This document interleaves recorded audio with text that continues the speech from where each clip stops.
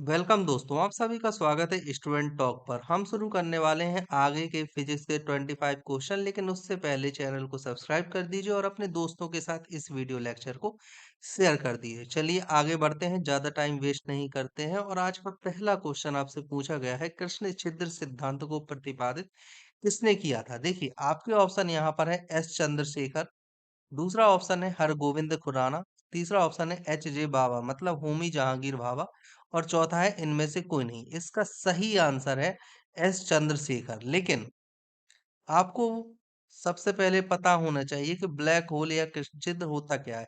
ये अत्यधिक ऊर्जावान एक छिद्र होता है। कैसा? अत्यधिक ऊर्जावान, जिसमें बहुत ज्यादा ऊर्जा होती है। ठीक है। अब ये बनता कैसे, देखिए चंद्रशेखर जी ने, शुभ एस चंद्रशेखर मतलब सुब्रमण्यम चंद्रशेखर, ठीक है, ठीक है ना। इन्होंने एक सीमा बताई, बहुत अध्ययन किया और इन्होंने बताया कि 1.44 सन मास, ठीक है, मतलब कि सूर्य के द्रव्यमान का 1.44 गुना को बोला गया चंद्रशेखर सीमा। इन्होंने बनाई चंद्रशेखर सीमा, इसे इन्होंने चंद्रशेखर सीमा बोला।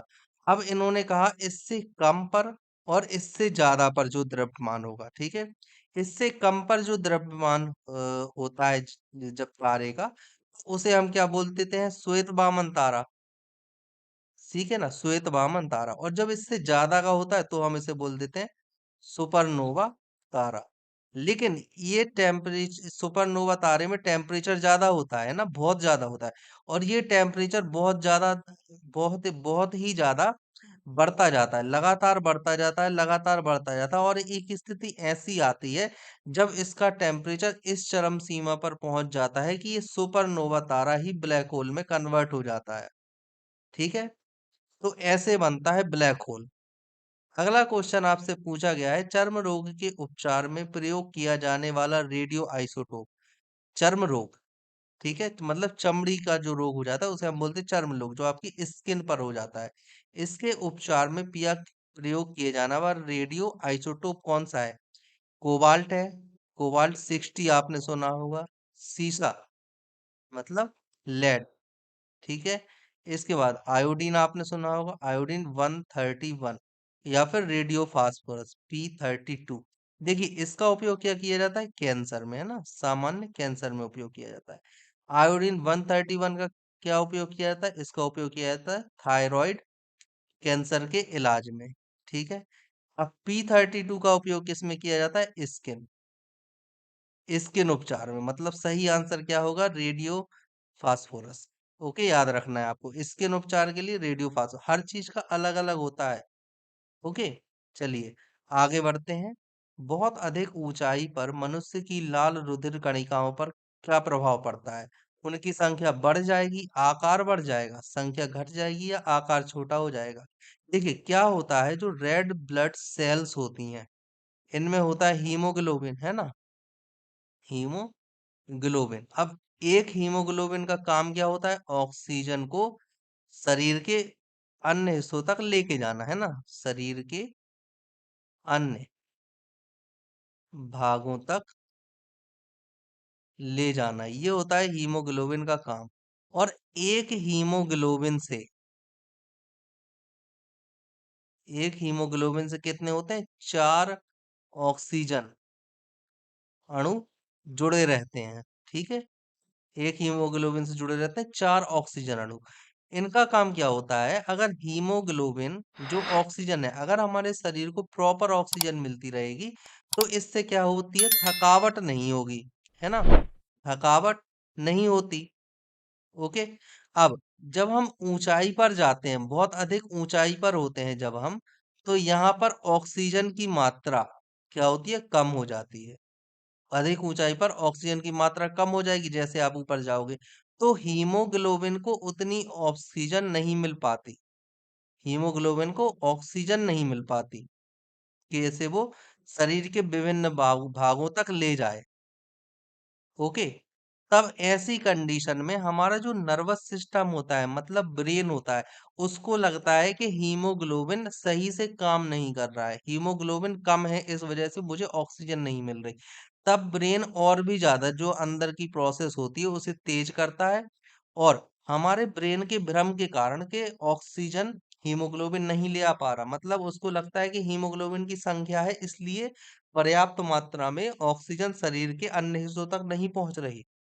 लेकिन वास्तव में होता क्या है, हीमोग्लोबिन तो अपनी गति से काम कर रहे हैं, सही काम कर रहे हैं, लेकिन ऊंचाई पर ऑक्सीजन की मात्रा ही कम है, तो हीमोग्लोबिन उसमें क्या करेगा।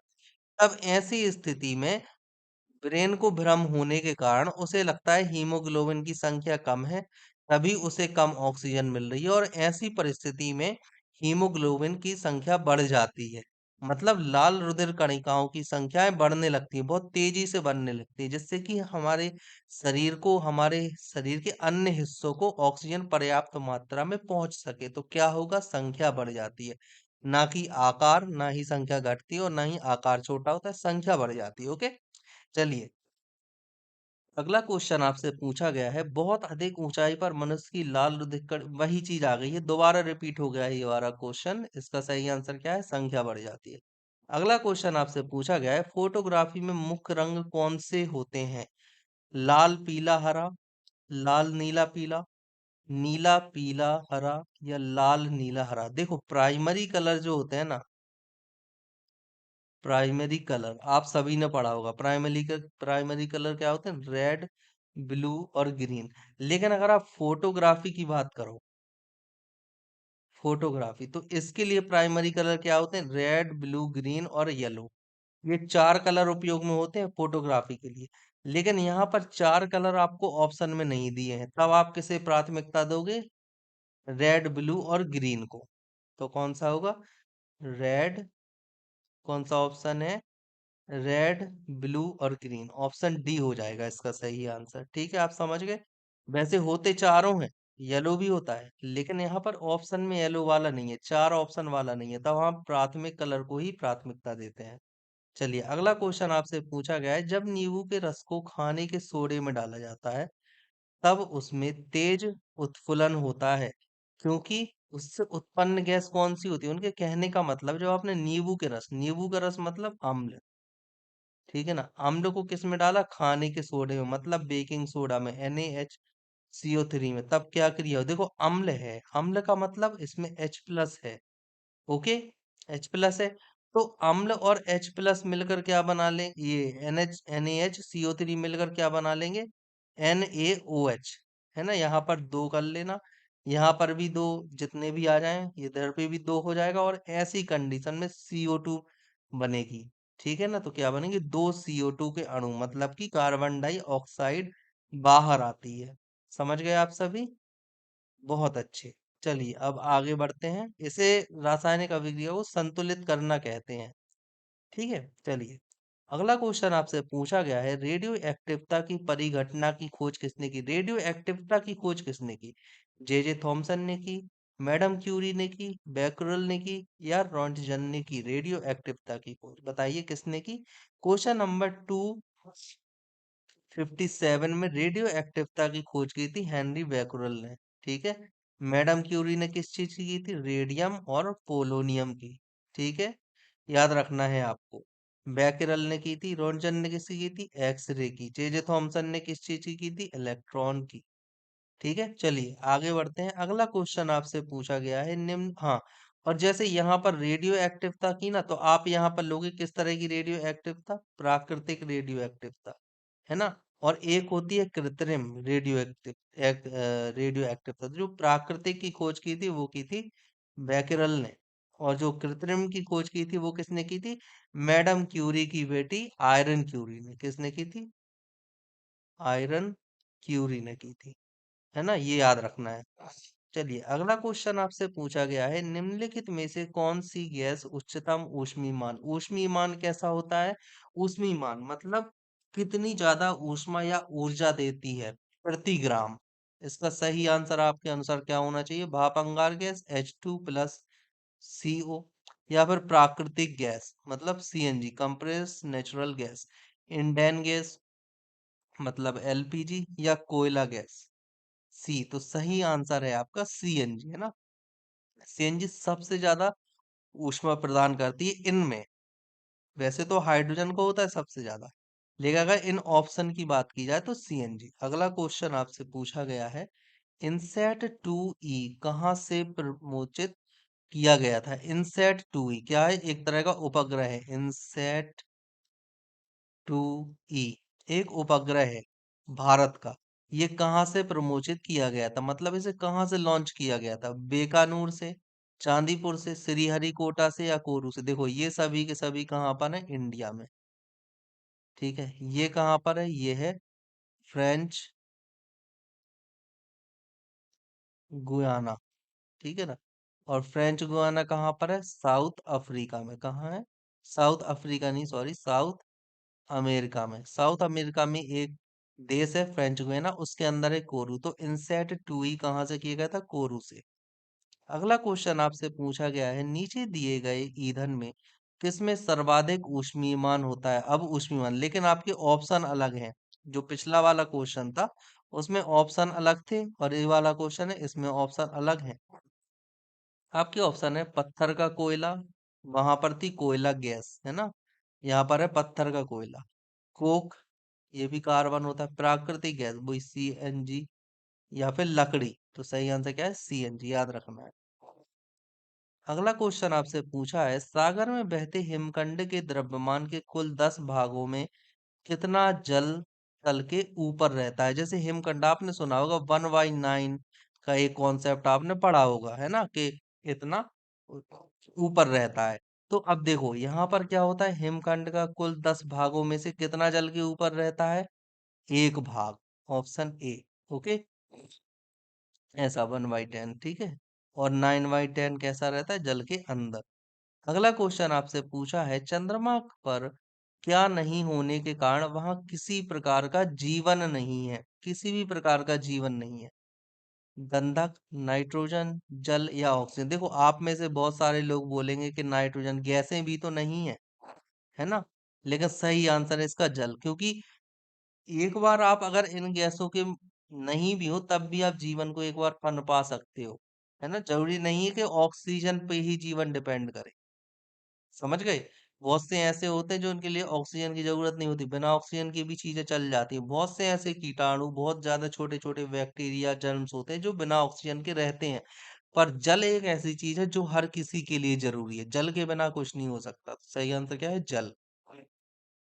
नाभिकीय रिएक्टर में इनमें से कौन सा ईंधन काम आता है। नाभिकीय रिएक्टर में कौन सा आता है, यूरेनियम, कोयला, डीजल या रेडियम। आप सभी जानते हैं यूरेनियम। यूरेनियम को कौन सा आइसोटोप, 235। और एक और चीज कौन सा आता है उपयोग में, बताइए, बोलिए। पोलोनियम, 239। ठीक है, ये दोनों उपयोग में लाए जाते हैं। चलिए, अगला क्वेश्चन आपसे पूछा गया है, निम्नलिखित में से किसका प्रयोग प्रशीतक में किया जाता है। प्रशीतक, प्रशीतक की बात हो रही है, मतलब रेफ्रिजरेटर की बात हो रही है। रेफ्रिजरेटर, ठीक है ना, रेफ्रिजरेटर की बात हो रही है आपसे। तो कौन से उपयोग में लाए जाते हैं, क्लोरीन को, सल्फर डाइऑक्साइड, क्लोरीन को, या फिर SO2 को, फॉस्फीन को, या फिर फ्रियोन को। सही आंसर है फ्रियोन। और फ्रियोन में भी कौन सा, क्लोरोफ्लोरोकार्बन, मतलब सॉरी, फ्रियोन 12, है ना। फ्रियोन 12 ये लिखा आ जाता है कई बार, याद रखना है। अगला क्वेश्चन आपसे पूछा गया है, निम्नलिखित में से कौन सी ग्रीन हाउस गैस है। ग्रीन हाउस गैस का मैंने आपको कॉन्सेप्ट बताया था। ग्रीन हाउस गैस क्या होती है, जैसे सूर्य से कोई किरण आई पृथ्वी पर, है ना, पृथ्वी पर ये आती है स्मॉल वेव के फॉर्म में, मतलब सूक्ष्म तरंगों के फॉर्म में आती है। लेकिन जब यहाँ से टकराकर ये वापस जाती है तो ये लॉन्ग वेव के फॉर्म में वापस जाती है। और ये लॉन्ग वेव होने के कारण यहाँ पर जो वायुमंडल या गैसेस होती हैं वो इन्हें एब्जॉर्ब कर लेती हैं। क्या कर लेती हैं, एब्जॉर्ब कर लेती हैं इसे। एब्जॉर्ब करने के बाद वातावरण गर्म हो जाता है, और इसी को हम बोलते हैं ग्रीन हाउस प्रभाव। तो आपसे पूछा गया ग्रीन हाउस गैसें कौन सी हैं, इनमें से नाइट्रोजन है, ऑक्सीजन है, ओजोन है, या कार्बन डाइऑक्साइड है? सही आंसर क्या है? Carbon dioxide. लेकिन कार्बन डाइऑक्साइड से भी ज्यादा कौन सी होती है? जलवाष्प, और फिर जलवाष्प से कम होती है कार्बन डाइऑक्साइड। ओके, ये CO2, ये होता है क्रम, ये इंपॉर्टेंट है। चलिए, अगला क्वेश्चन आपसे पूछा गया है, किसी प्रशीतक में शीतल प्रणाली सदैव, शीतल प्रणाली जो आपने देखा होगा फ्रीजर, है ना, फ्रीजर, आपसे पूछा गया है कि फ्रीजर नीचे होता है या ऊपर होता है? तली में होने चाहिए, शीर्ष पर होने चाहिए, कहीं भी हो सकती है, या मध्य में होनी चाहिए? सही आंसर है शीर्ष पर होनी चाहिए। आजकल तो ऐसे भी फ्रिज आने लगे हैं जिनमें नीचे की तरफ होता है, लेकिन अगर देखा जाए तो प्रशीतक को, सॉरी, जो शीतल प्रणाली होती है, जो फ्रीजर होता है, उसे ऊपर ही होना चाहिए। इसका रीजन क्या होता है? देखो, इसका रीजन ये होता है, जैसे मान लीजिए हमने फ्रिज चलाया, ठीक है, यहाँ पर है प्रशीतक, सॉरी, फ्रीजर, है ना, ये है फ्रीजर आपका, फ्रीजर, ठीक है, ये है आपका फ्रीजर। अब यहाँ से जो हवा उठेगी धीरे धीरे, जलवाष्प तो होती ही है फ्रिज के अंदर, जब धीरे धीरे धीरे धीरे ऊपर जाएगी, और ये ठंडी है, जलवाष्प है लेकिन ये ठंडी है, जब ये ऊपर जाएगी तो ये फ्रीजर से टकराएगी, और फ्रीजर और भी ज्यादा ठंडा है, इसका जो टेम्परेचर होता है फ्रीजर का, कैसा होता है? बहुत ज्यादा कम। तो ये जलवाष्प ऊपर से टकराने के बाद ठंडी होगी, ठंडी होकर ये भारी हो जाएगी। कैसे हो जाएगी? भारी। और फिर ये वापस नीचे आ जाएगी, है ना, इसलिए इसे ऊपर बनाते हैं हम फ्रीजर को, कि फ्रीजर अगर ऊपर है, कोई भी, जैसे हॉट है, हॉट एयर है, ठीक है, या जलवाष्प है, हम बोल देते हैं जलवाष्प ऊपर गई, अब ये क्या है? ये है फ्रीजर, ठीक है, ऊपर गई, अब यहाँ पर भारी हो गई, वो भारी होने के बाद वापस नीचे आ जाती है, इसलिए ऊपर बनाते हैं। अगला क्वेश्चन आपसे पूछा है, हीलियम गैस को गुब्बारों में क्यों भरा जाता है? वायु से हल्की है, उसका परमाणु क्रमांक 2 है, वह एक उत्कृष्ट गैस है, वह जल के अवयवों में से एक है? ऐसा बिल्कुल नहीं है, ना तो अवयवों में से एक है। उत्कृष्ट ऐसा ठीक है, लेकिन ये रीजन नहीं है। परमाणु क्रमांक 2 है, ये है, ठीक है, लेकिन रीजन ये नहीं है। इसका एक आंसर तो आप ये लगा सकते हो, वह वायु से हल्की है, ठीक है ना, वायु से हल्की है। और दूसरा ऑप्शन ये होता है कि जो हीलियम होती है ना, वायु से क्रिया ना करके कोई विस्फोटक पदार्थ नहीं बनाता, मतलब विस्फोटक पदार्थ नहीं बनाता। समझ रहे हो? ये होता है। चलिए, अगला क्वेश्चन आपसे पूछा है, अग्नि का सही वर्णन निम्नलिखित, यहाँ पर अग्नि की बात हो रही है, अग्नि का सही वर्णन, इनमें से अग्नि क्या है? सर्वोत्मुखी टैंक होते हैं, मतलब जो चारों तरफ 360 डिग्री पर घूम जाए, इसे बोलते हैं सर्वोत्मुखी। लड़ाकू विमान होते हैं, जेट प्लेन होते हैं, है ना, jet plane, fighter jet plane. और दीर्घ परास तोप होती है, ये भी वही टैंक मान लो एक तरह से, लेकिन लॉन्ग रेंज, है ना।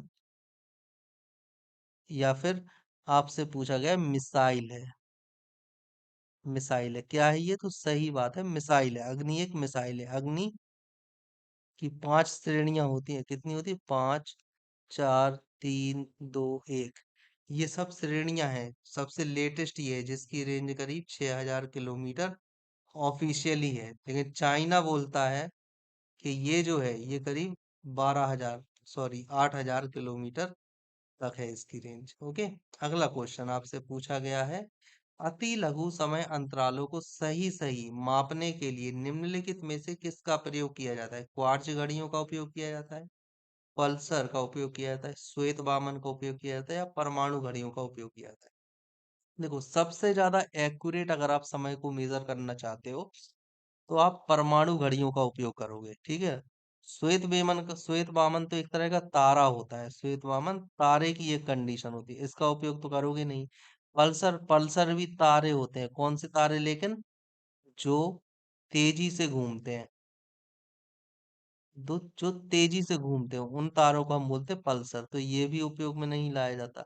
क्वार्ट्ज घड़ी होती हैं, लेकिन अति लघु समय के लिए नहीं होती हैं।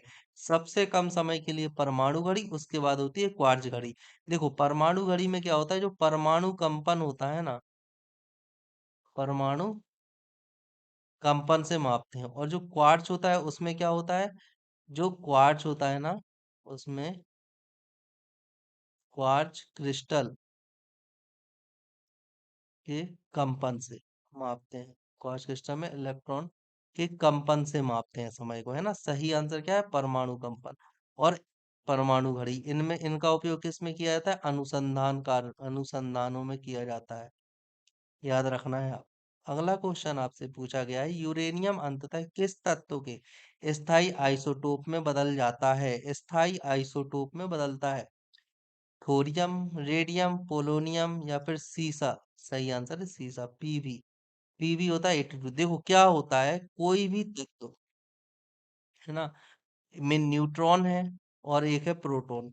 अगर neutron upon proton less than है 1.5, और एक कंडीशन है जब neutron upon proton greater than है 1.5, तो ये वाली जो कंडीशन होती है इसमें हम बोलते हैं सामान्य कंडीशन, है ना, सामान्य तत्व की तरह बर्ताव करेगा। लेकिन ये वाली जब कंडीशन हो जाती है ना, तो वो कैसा हो जाता है, तत्व रेडियो सक्रिय हो जाता है। समझ गए। और जो शीशा होता है, शीशा लेड 82, और इसके बाद के सभी तत्व, इसके बाद के जितने भी तत्व होते हैं, जितने भी तत्व हैं उनमें क्या होता है, एन अपॉन पी का मान ज्यादा होता है 1.5 से। इसलिए वो अस्थायी होते हैं और रेडियो सक्रिय होते हैं। तो जितने भी तत्व हैं वो अपने अंदर से अल्फा बीटा निकालते रहते हैं अणु। अल्फा मतलब, और बीटा मतलब क्या है, बीटा मतलब होता है इलेक्ट्रॉन, और अल्फा मतलब क्या होता है 2He4, इस तरह से। ठीक है। अब देखिए, जब ये कण निरंतर निकलते रहते हैं तो ये धीरे धीरे धीरे धीरे धीरे धीरे परमाणु क्रमांक में कमी होती रहती है, और अंत में आकर ये 82 पर रुक जाते हैं। ठीक है ना। तो स्थायित्व प्राप्त करने के लिए शीशे पर आकर रुक जाएंगे। चलिए अगला क्वेश्चन, निम्नलिखित में से वह व्यक्ति कौन है जिससे भारतीय मिसाइल प्रौद्योगिकी का पिता कहा जाता है, भारतीय मिसाइल प्रौद्योगिकी का पिता। सही आंसर क्या होना चाहिए, आपके ऑप्शन है mister APJ Abdul Kalam, doctor UR Rao, Homi Jahangir Bhabha, या फिर डॉक्टर चिदम्बरम। सही आंसर है APJ अब्दुल कलाम जी।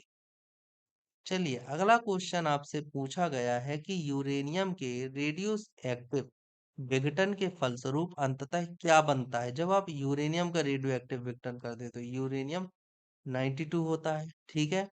इसका आपने विघटन कर दिया, तो आपसे पूछा गया है इसके विघटन के पश्चात क्या बनेगा।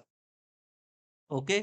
इसका सही आंसर क्या होगा, थोरियम, रेडियम, पोलोनियम या फिर सीसा। बिल्कुल सीसा ही होगा। क्यों होगा, क्योंकि सीसा ही स्थायी होता है। अभी हमने यहाँ पर पढ़ा कि जितने भी तत्व होते हैं सभी सीसे को आइसोटोप में बदलने की कोशिश करते हैं, किसमें, सीसे को प्राप्त करने की कोशिश करते हैं, क्योंकि स्थायी होना चाहते हैं, इसलिए सीसा। अगला क्वेश्चन, कोयले की किस किस्म में मूल पादप द्रव्य के अभिज्ञ अवशेष पाए जाते हैं। मूल पादप द्रव्य के अभिज्ञ अवशेष। मूल पादप द्रव्य क्या होता है, द्रव्य का मतलब होता है यहाँ पर पदार्थ, और मूल पादप पदार्थ क्या होता है आप ही बताइए। लिग्नाइट होता है क्या, लिग्नाइट में पाया जाता है। ये सभी लोहे के प्रकार होते हैं, ये सॉरी कोयले के प्रकार होते हैं, ये सभी क्या है, कोयला प्रकार है ना।